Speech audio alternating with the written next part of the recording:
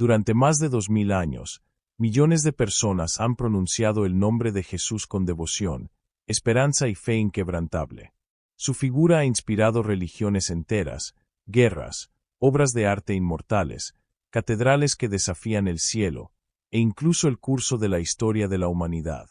Y sin embargo, detrás de la imagen que se repite en vitrales, estatuas y sermones, existe un enigma perturbador que la mayoría prefiere ignorar: la vida oculta de Jesús, los años que nadie cuenta, el vacío que se esconde entre las páginas del relato oficial.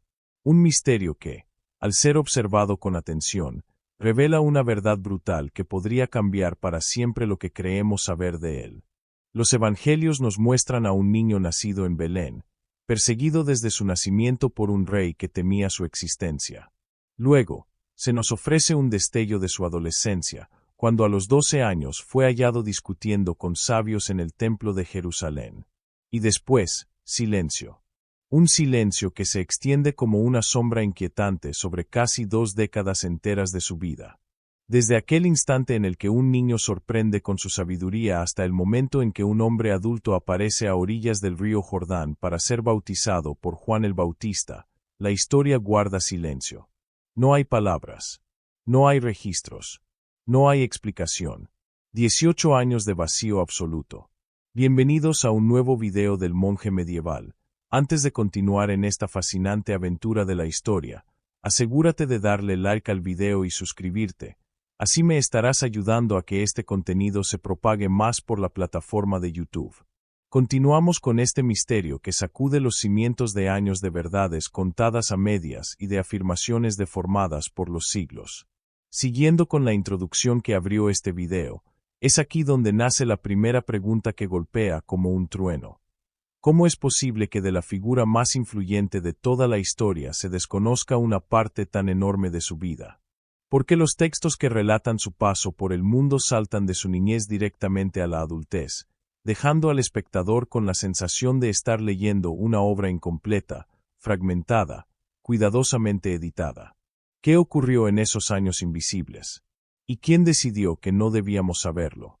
Algunos dirán que esos años simplemente no fueron relevantes, que Jesús vivió en la modestia de Nazaret como un carpintero común, aprendiendo el oficio de su padre terrenal, José. Pero esa respuesta resulta demasiado simple, demasiado conveniente. Porque si algo nos enseña la historia es que, en los huecos de lo que no se dice, suelen esconderse las verdades más incómodas. Y la vida oculta de Jesús es un hueco tan profundo que parece hecho para sepultar secretos que nunca debían salir a la luz. Imagina por un instante el peso de esa ausencia. Hablamos de los años en los que un ser humano se forma, en los que su identidad se moldea, en los que un muchacho se convierte en hombre. Son los años de aprendizaje, de viajes, de decisiones, de contacto con ideas, de descubrimientos. Y, de pronto, esos años desaparecen. Como si la biografía del personaje central de la humanidad hubiese sido cuidadosamente borrada, como si un editor invisible hubiese arrancado capítulos enteros antes de entregar el manuscrito final al mundo. ¿Por qué? ¿Qué era tan peligroso de contar? Algunos estudiosos han intentado llenar ese vacío con teorías que rozan lo hereje para los guardianes de la fe oficial. Se habla de viajes secretos a Egipto, Persia, incluso a la India. Se habla de contactos con sabidurías ocultas, con tradiciones místicas, con religiones ancestrales. Se habla de aprendizajes que lo transformarían no solo en un predicador judío, sino en un sabio universal, un hombre que absorbería la esencia de culturas enteras para luego condensarlas en un mensaje que trascendió fronteras y siglos. Pero lo más inquietante no es lo que pudo haber hecho Jesús en esos años, sino el hecho de que alguien decidió que nunca debíamos conocerlo. Que esos capítulos de su vida quedaran fuera de los textos canónicos. Que los creyentes de todo el mundo construyeran su fe sobre una historia incompleta, fragmentada y controlada. Y aquí surge la pregunta más incómoda de todas. ¿Acaso la verdad sobre esos años ocultos era demasiado peligrosa para el poder que se erigió en su nombre? La brutal verdad no está en lo que se nos contó, sino en lo que se nos ocultó. Y esa es la esencia de este viaje: mirar de frente al silencio, desafiar lo que siempre se nos dijo, explorar lo que nunca se nos permitió saber. Porque detrás de cada evangelio aceptado hay decenas de textos prohibidos, detrás de cada sermón oficial hay concilios que decidieron que quedaba y que desaparecía. La vida de Jesús no fue solo un relato espiritual, fue también una construcción política, un molde creado por hombres para dirigir la fe de multitudes. Hoy, más de 2000 años después, seguimos viviendo bajo la influencia de esa decisión. Creemos conocer a Jesús, pero lo que conocemos es apenas una versión, una máscara cuidadosamente pulida. La otra historia, la de los años ocultos, sigue siendo un eco silenciado que resuena entre manuscritos perdidos, leyendas escondidas y susurros que se niegan a morir. Este documental no busca destruir la fe de nadie, sino invitar a mirar con ojos nuevos lo que durante siglos ha permanecido en penumbras. Porque la verdad no teme ser cuestionada, lo que teme ser descubierto es el engaño, la manipulación, el recorte interesado de la historia. Así comienza este viaje, con un vacío, con un silencio, con una pregunta que nadie se atreve a responder. ¿Qué ocurrió realmente en la vida oculta de Jesús? ¿Y por qué ese capítulo fue arrancado de la historia? La respuesta puede ser brutal, incómoda, incluso peligrosa. Pero es allí, en ese terreno prohibido, donde se esconde la verdad que podría cambiarlo todo. Y ahora, nos adentramos en ella. Parte 1. El vacío histórico, los años perdidos de Jesús.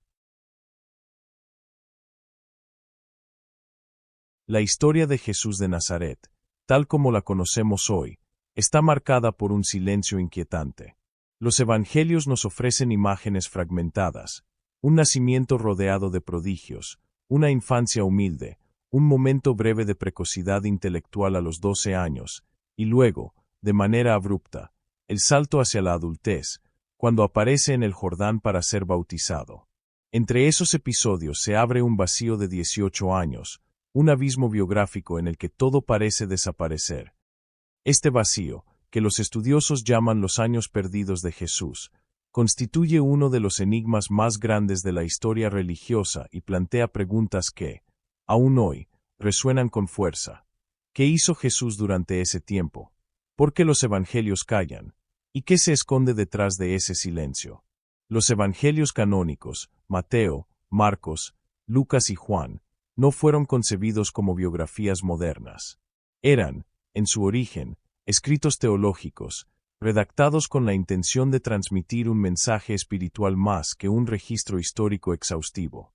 Aún así, resulta extraño que los autores, que supuestamente buscaban fortalecer la fe de las comunidades, omitieran tantos detalles de la vida del personaje central de su relato. Lucas es el único que nos ofrece un episodio de la adolescencia.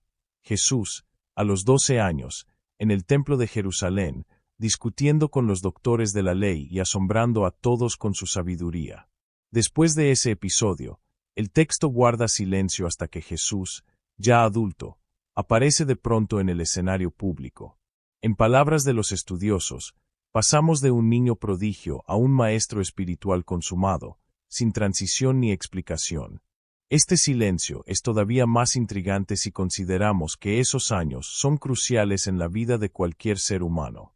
Son los años en que la identidad se forma, en que el conocimiento se acumula, en que la visión del mundo se expande. Y, sin embargo, en el caso de Jesús, esos años parecen haber sido arrancados de la narración, como páginas faltantes en un manuscrito.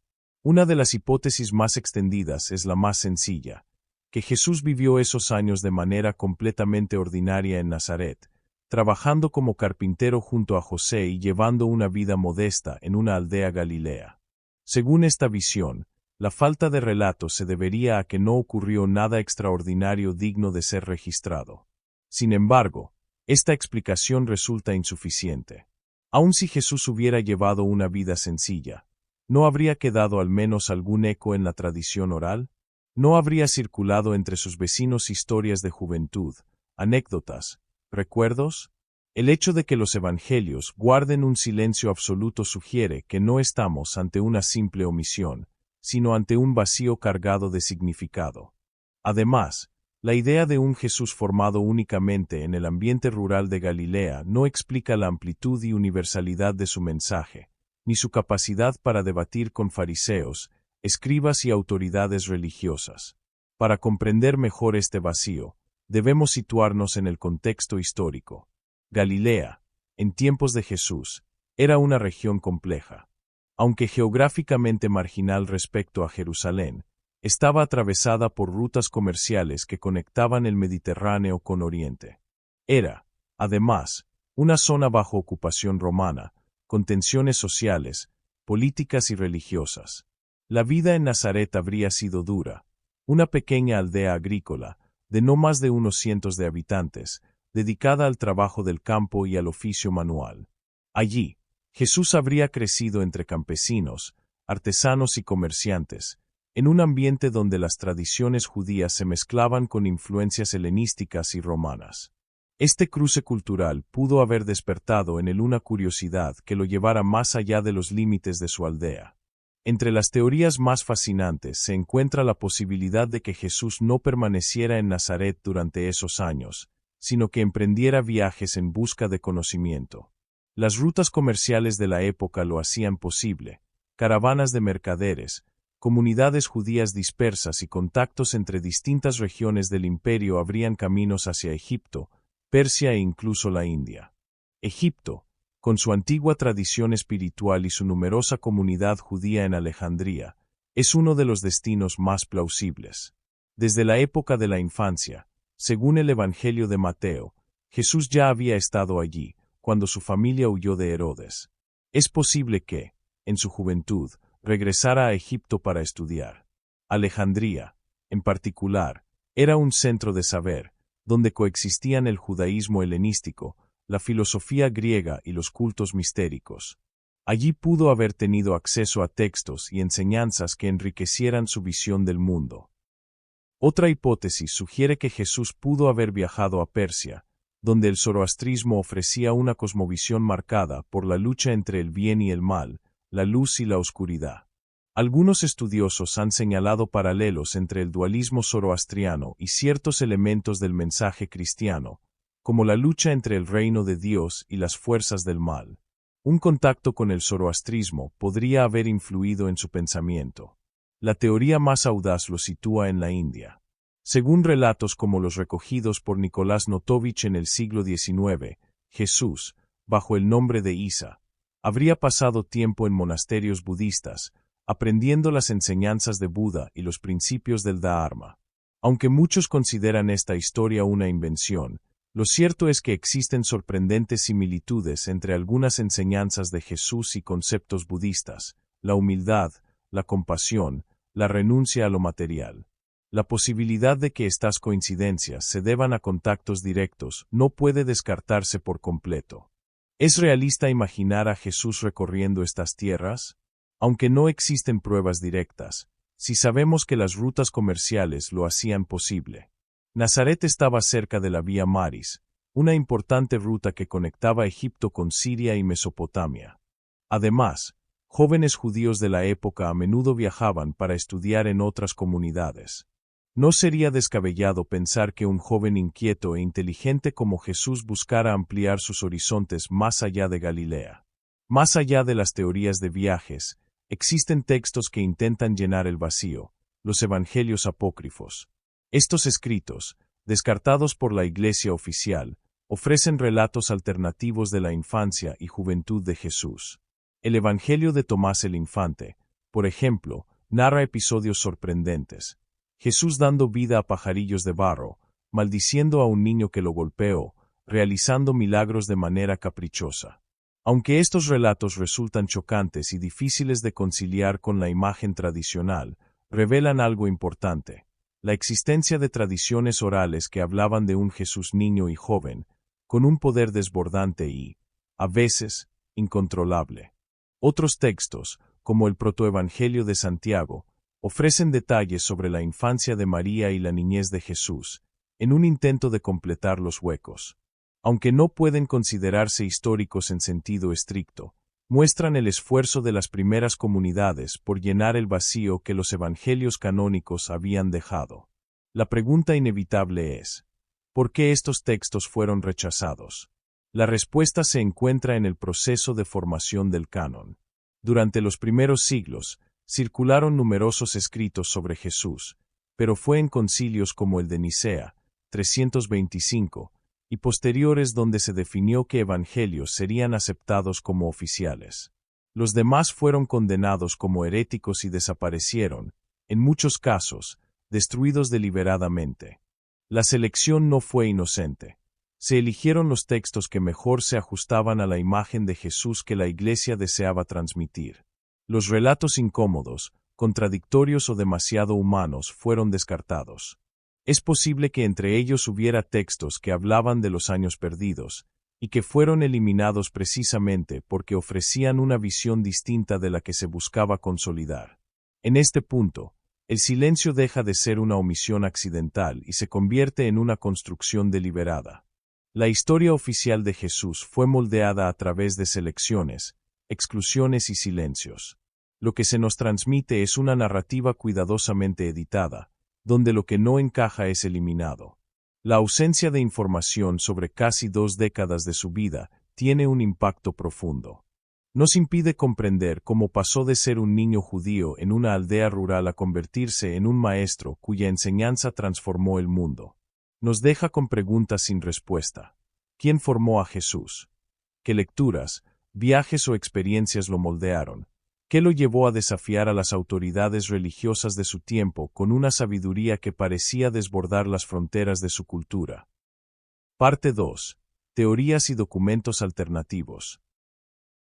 A lo largo de los siglos, el silencio de los evangelios sobre los años perdidos de Jesús no solo ha generado preguntas, sino también un torrente de teorías, leyendas y documentos alternativos que intentaron llenar ese vacío. Desde manuscritos antiguos marginados por la Iglesia, hasta relatos modernos que prometen haber hallado pruebas de viajes insólitos, el misterio ha sido alimentado por la necesidad de encontrar explicaciones a un periodo de la vida de Jesús que, de haber sido registrado, podría arrojar una luz completamente distinta sobre su figura. No se trata únicamente de un ejercicio de especulación, sino de una búsqueda que mezcla historia, religión y política, porque cada teoría sobre los años ocultos de Jesús refleja también una visión particular de quién fue realmente. Un Mesías divino desde la infancia, un profeta moldeado en su entorno, o un sabio universal que aprendió de distintas culturas. La historia oficial, la que quedó plasmada en los evangelios canónicos, nos muestra un hilo narrativo simple, un nacimiento milagroso, un episodio en su niñez, un salto abrupto a la adultez y, finalmente, un ministerio público breve pero decisivo. Sin embargo, los documentos alternativos y las tradiciones marginales expanden esa narrativa, proponiendo escenarios que van desde lo verosímil hasta lo fantástico. Y aunque la mayoría de estos relatos no pueden ser verificados con criterios modernos de evidencia, su mera existencia demuestra que, desde los primeros siglos, hubo quienes no se conformaron con la versión oficial y buscaron dar voz a lo que había sido silenciado.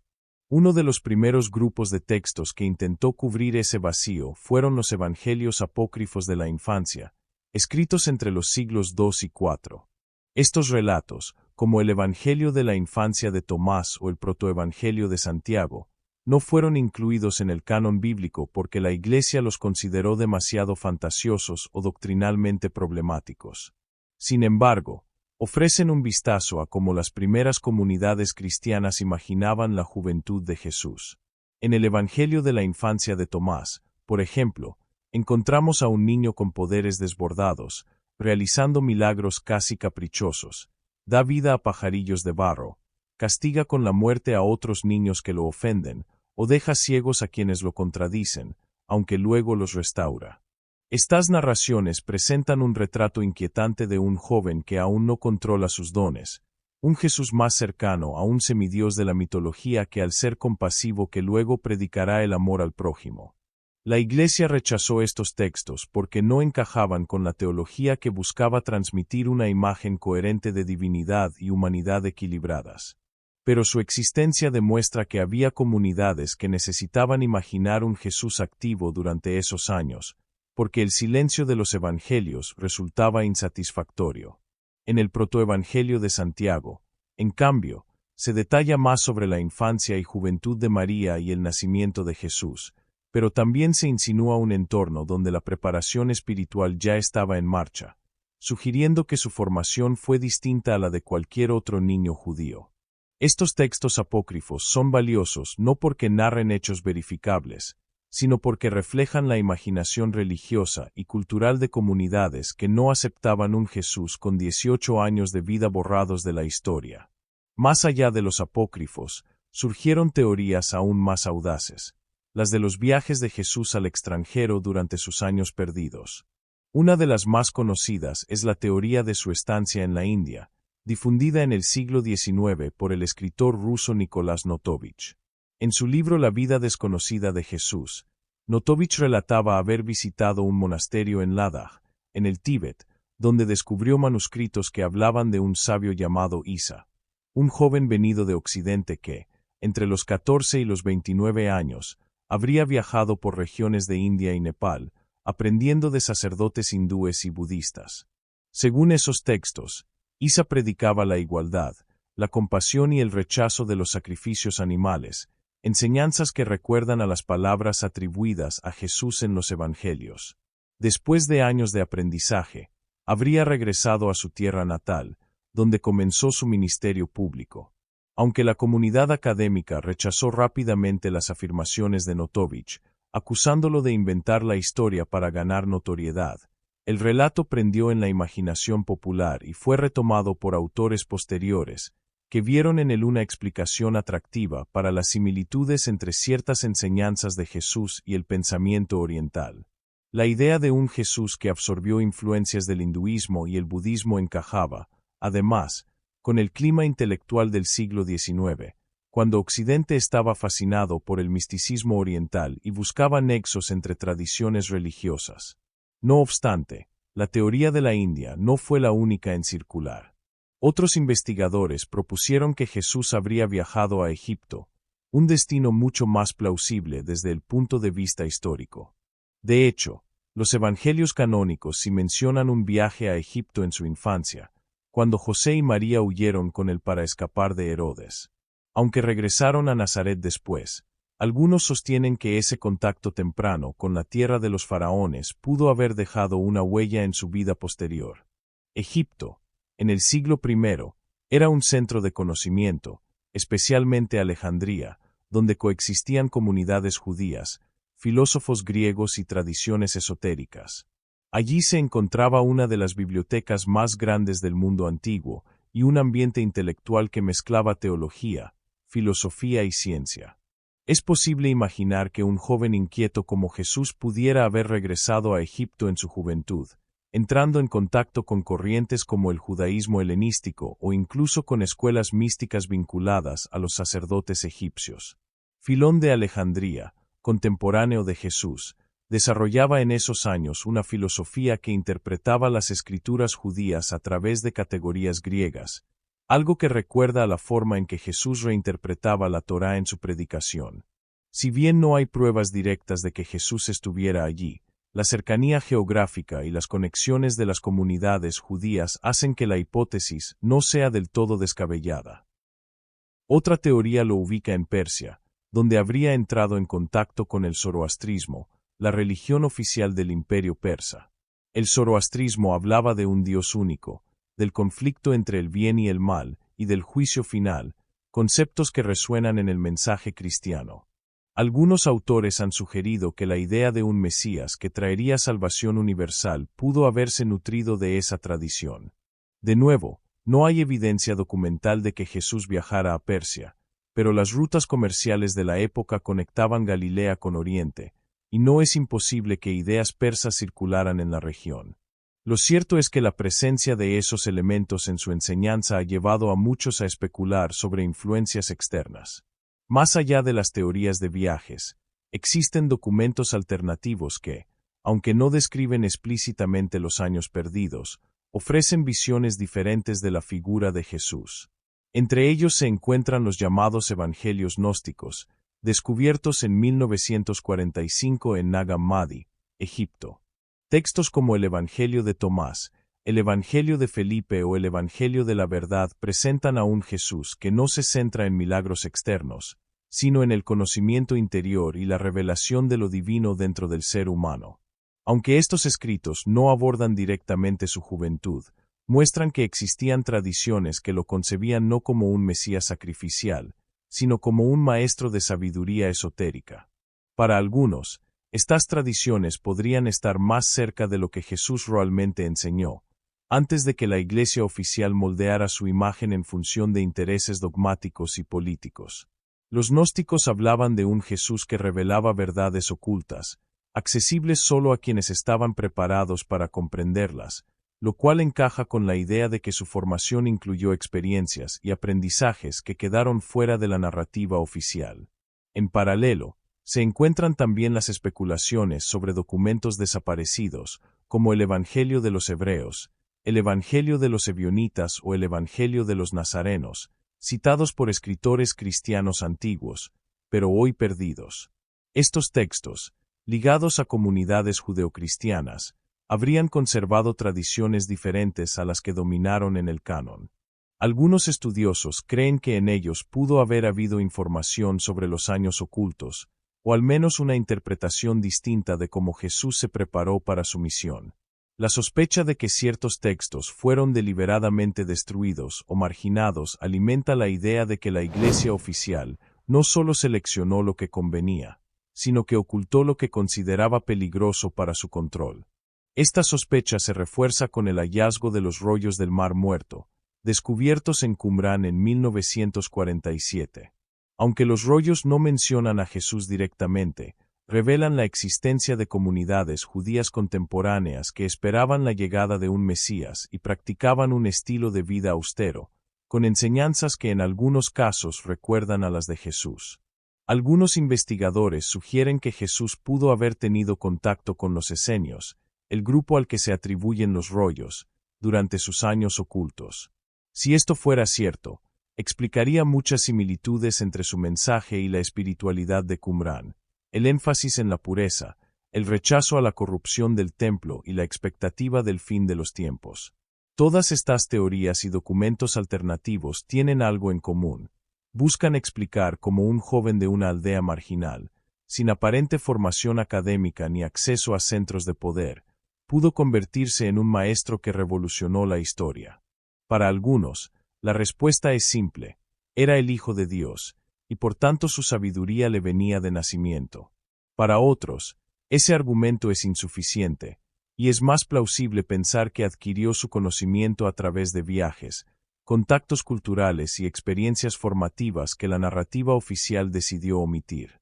Lo que resulta indiscutible es que el silencio de los evangelios abrió un espacio para estas interpretaciones, y que la multiplicidad de relatos demuestra que el misterio de los años perdidos nunca dejó de incomodar. Al evaluar estas teorías, es importante reconocer sus límites.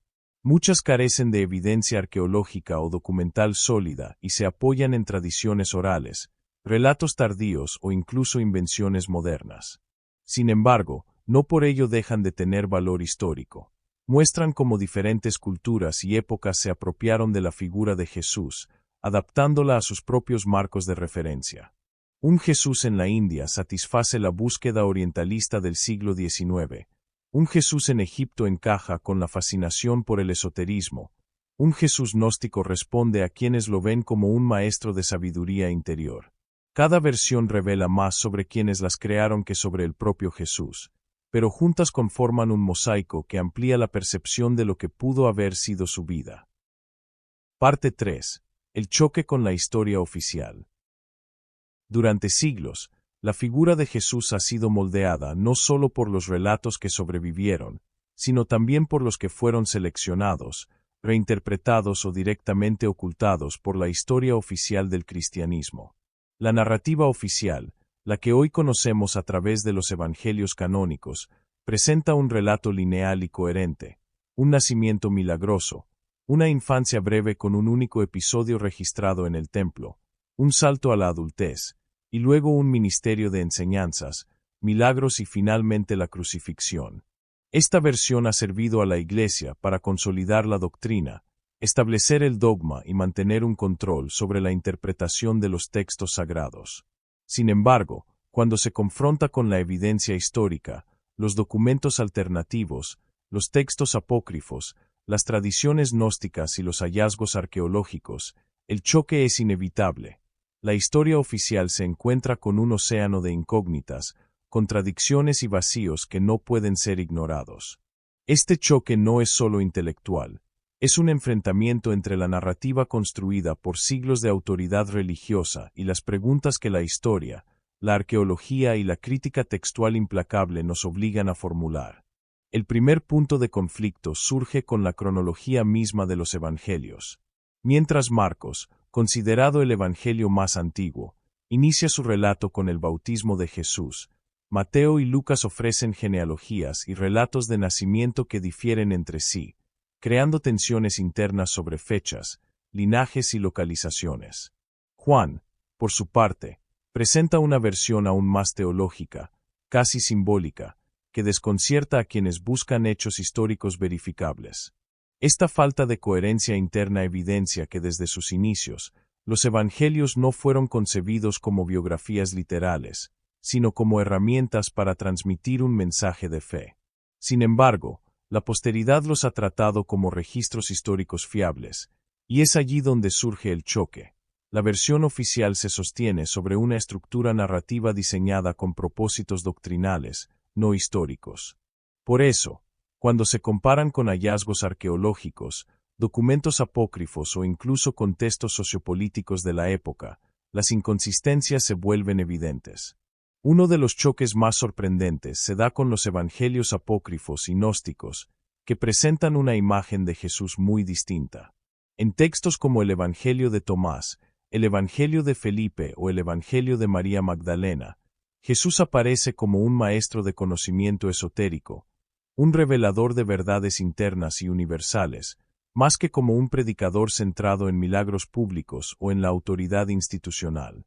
Esta versión contradice directamente la narrativa oficial de los evangelios canónicos, donde la enseñanza se centra en parábolas accesibles a todos, la predicación en sinagogas y la interacción con autoridades religiosas y civiles. Además, los evangelios apócrifos de la infancia presentan a un Jesús niño poderoso, capaz de realizar milagros incluso antes de su ministerio, lo cual no tiene cabida en la historia oficial que busca presentar su vida como un desarrollo lineal y controlado. El choque es evidente. La versión institucionalizada elimina toda complejidad y poder desbordante de su juventud, convirtiendo a un ser humano extraordinario en una figura manejable para la construcción doctrinal. Otro punto de fricción surge con las evidencias arqueológicas y los contextos históricos. Los evangelios canónicos describen una vida de Jesús centrada en Galilea y Jerusalén, con encuentros precisos con fariseos, saduceos y autoridades romanas. Sin embargo, los hallazgos arqueológicos y las investigaciones históricas muestran un panorama mucho más complejo.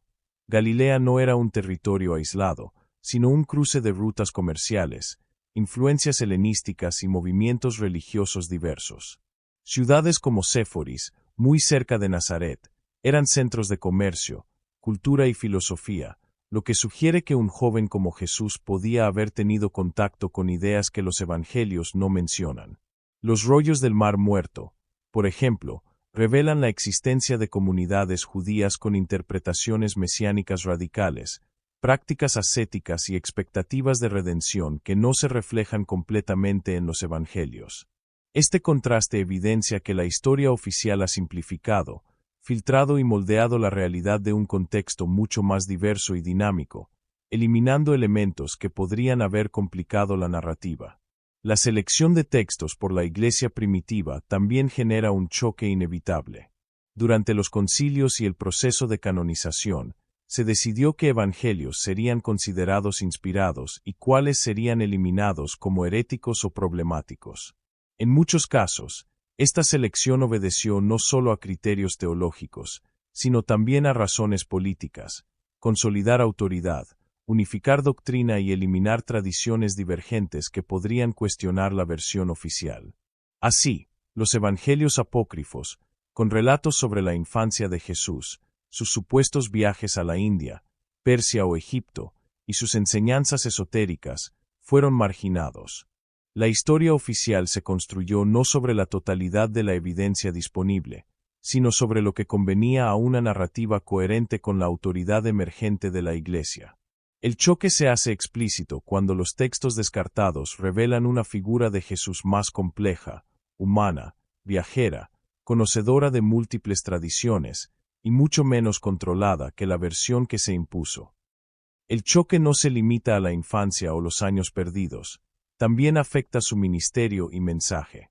Algunos documentos alternativos sugieren que Jesús podría haber interactuado con grupos y filosofías que los evangelios omiten, esenios, comunidades gnósticas, movimientos judeo-helénicos, corrientes místicas y sapienciales. Estas conexiones muestran una vida espiritual rica y diversa, en la que Jesús podría haber absorbido enseñanzas de distintos entornos culturales y religiosos, mucho más de lo que la narrativa oficial permite reconocer. El choque es más evidente si consideramos la uniformidad que los evangelios canónicos imponen sobre su enseñanza. Un mensaje lineal, universal y simplificado que elimina las tensiones, contradicciones y matices que sí aparecen en los textos alternativos y en los contextos históricos. El impacto del choque con la historia oficial también es social y cultural. Durante siglos, la figura de Jesús ha sido un pilar de autoridad religiosa, moral y política. Su imagen oficial, cuidadosamente construida, ha servido como fundamento de leyes, moralidades y doctrinas, y ha moldeado civilizaciones enteras. Al confrontarla con documentos alternativos, hallazgos arqueológicos y contextos históricos, surge una tensión entre la fe institucional y la investigación crítica. La historia oficial se enfrenta a la evidencia de que mucho de lo que se presenta como lineal y coherente es, en realidad, una construcción deliberada. La percepción de Jesús cambia. De ser un ser exclusivamente divino y moralmente perfecto, pasa a ser un ser humano complejo, formado por experiencias, aprendizajes, contactos culturales y contextos históricos que la narrativa oficial decide ignorar. Esta confrontación tiene consecuencias profundas para la historiografía y la teología. Para los historiadores, revela la dificultad de separar hechos de interpretación, de discernir entre lo que sucedió y lo que se decidió contar. Para la teología, plantea preguntas incómodas. ¿Cómo reconciliar la imagen oficial con la diversidad de tradiciones y documentos alternativos? ¿Qué peso tienen los textos marginados en la comprensión de la vida y mensaje de Jesús? El choque con la historia oficial no es un simple desacuerdo académico, es un enfrentamiento con siglos de autoridad institucional, con un relato que ha sido cuidadosamente editado para sostener una visión particular del mundo y de la espiritualidad. Cada descubrimiento arqueológico, cada texto apócrifo o gnóstico, cada hallazgo que sugiere viajes o aprendizajes desconocidos, pone en tensión la narrativa oficial y obliga a replantear su significado. Incluso la memoria cultural y popular refleja este choque. Desde la Edad Media hasta la actualidad, han circulado leyendas sobre la juventud de Jesús, sus viajes, encuentros con sabios y experiencias fuera de Galilea. Aunque estas historias a menudo carecen de fundamento histórico verificable, muestran una necesidad persistente de llenar el vacío que la historia oficial no aborda. La fascinación por un Jesús viajero, instruido en Oriente, en contacto con distintas culturas o iniciado en tradiciones esotéricas, evidencia que el relato canónico no satisface completamente la curiosidad humana. Este choque entre la narrativa oficial y la imaginación histórica genera una tensión permanente.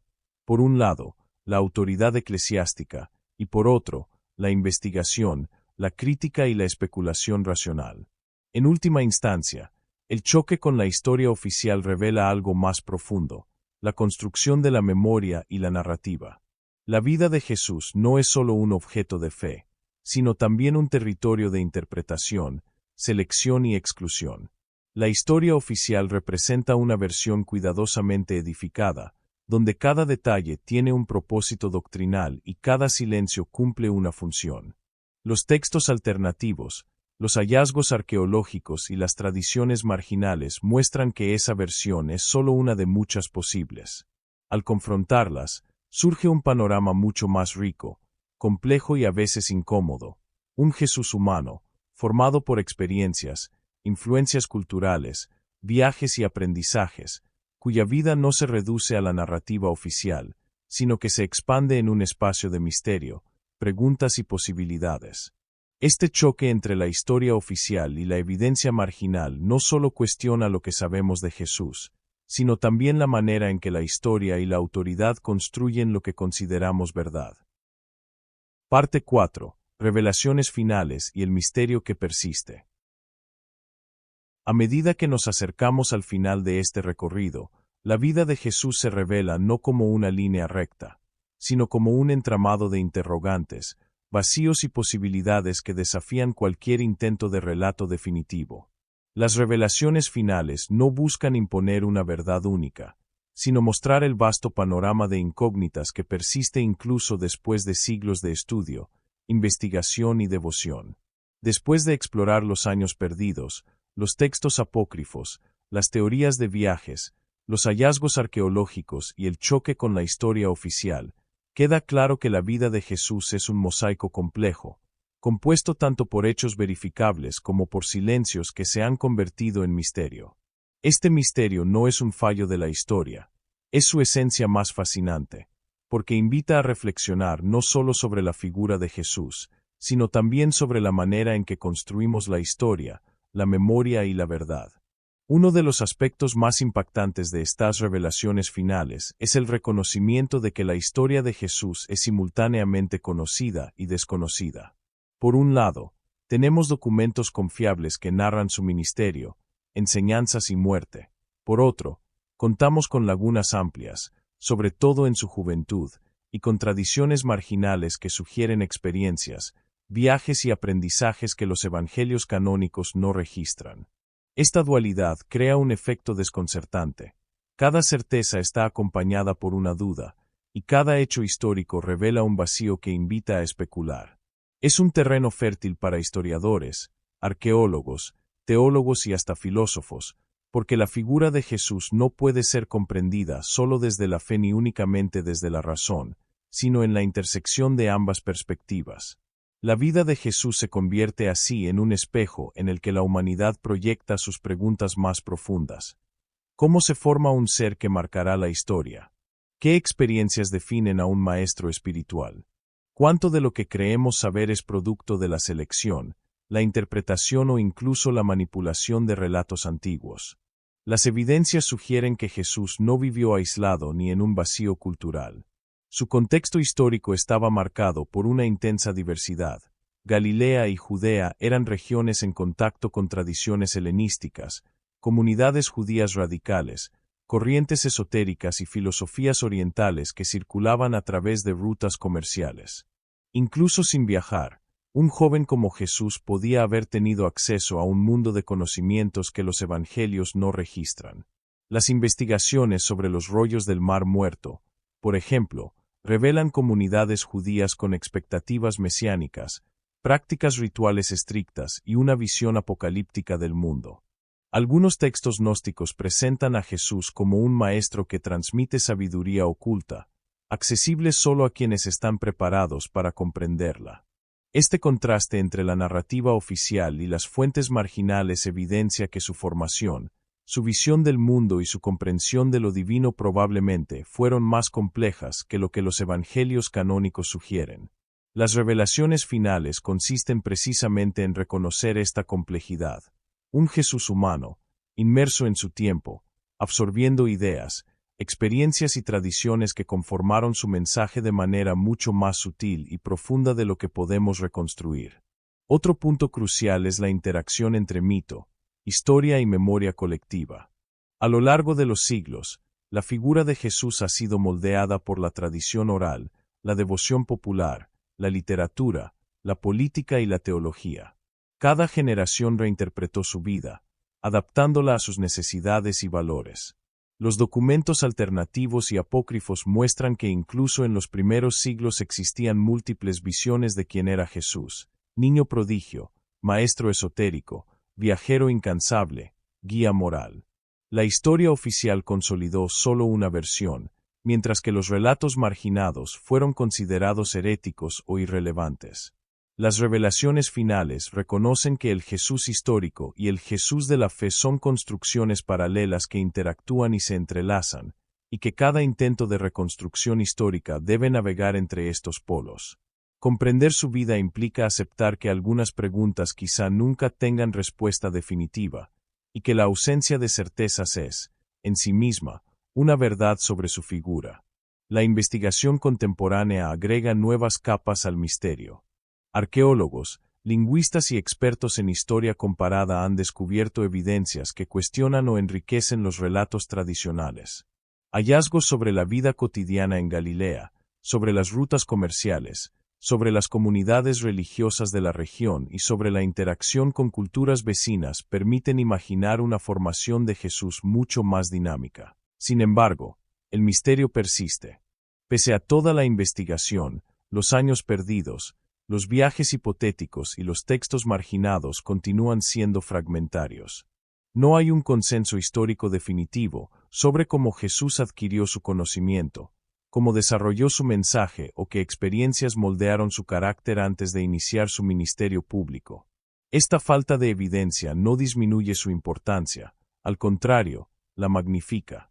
El vacío mismo se convierte en un espacio de reflexión y especulación, un territorio en el que la historia y la imaginación se encuentran. Cada nueva hipótesis, cada descubrimiento arqueológico o textual, no resuelve el misterio, pero lo expande, mostrándonos que la vida de Jesús es más rica y compleja de lo que los relatos oficiales podrían transmitir. Las revelaciones finales, en este sentido, no son respuestas absolutas, sino invitaciones a contemplar la amplitud de su humanidad y la profundidad de su legado. El choque entre la historia oficial y los documentos alternativos también tiene un efecto profundo en nuestra comprensión de la fe. Para quienes creen, la certeza de la divinidad de Jesús puede coexistir con la curiosidad histórica. Para los críticos, el estudio de fuentes marginales y apócrifas revela la construcción de una figura histórica cuya imagen fue cuidadosamente moldeada. En ambos casos, el misterio que persiste no disminuye su influencia, la aumenta.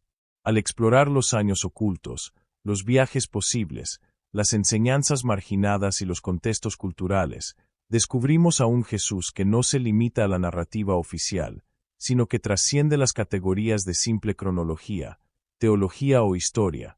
Es un ser cuya existencia desafía nuestra comprensión, cuya vida se desborda de los textos y cuya figura continúa siendo objeto de estudio, debate y fascinación.